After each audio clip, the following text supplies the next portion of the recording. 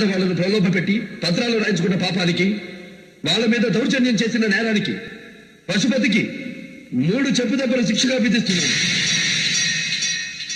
నీ తల్లి పురిటి లోపల పడింది ఇక్కడ, పురుడు పోసుకుంది ఇక్కడ, నీకు బాధ పట్టింది ఇక్కడ, నువ్వు కాలు మోపింది ఇక్కడ. గుండెల మీద మోసిన తల్లి గొంతు మీద కాలు వేయాలని చూస్తున్నావు.